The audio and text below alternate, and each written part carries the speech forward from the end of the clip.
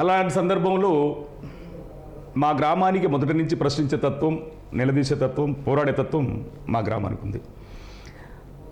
అది జరుగుతున్న సమయంలో మాకు ఒక 10 సంవత్సరాల వయసు వచ్చేటప్పటికి 1985 జూలై 17న కారంచేడులో మాదిగల మీద కమ్మ భూస్వాములు దాడి చేసి చంపుతారు. అది పెద్ద ఉద్యమంగా మారుతుంది, దళిత ఉద్యమం ఏర్పడుతుంది.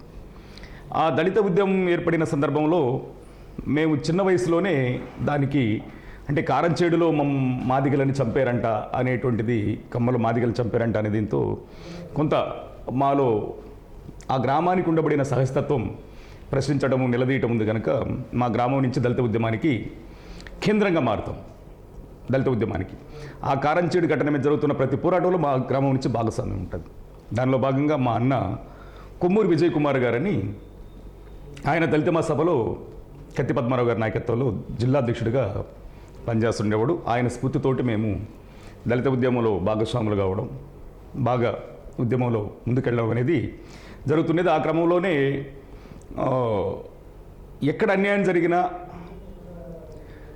మా గ్రామమే కాకుండా చుట్టుపక్కల ఉండబడిన గ్రామాలు, మా గ్రామానికి చుట్టుపక్కల ఉండబడిన గ్రామాల్లో ఏ గ్రామానికి కష్టం వచ్చినా, ఏ గ్రామానికి ఇబ్బంది వచ్చినా, అంటే దళితులకి ఎస్పెషల్ అది మాదిగా మా ఇద్దరికి ఏ గ్రామానికి ఇబ్బంది వచ్చినా కూడా మా గ్రామానికి వచ్చి అన్న మాకు అన్యాయం జరిగిందని చెప్పుకుంటే మేము పోయి ఆ గ్రామంలో అవతల అది ఏ గ్రామం అయినా కానీ అక్కడికి వెళ్ళి సమస్యను పరిష్కరించి వాళ్ళకి అండగా నిలబడి పోరాటం చేయడం అనేది మా గ్రామానికి ఉంది.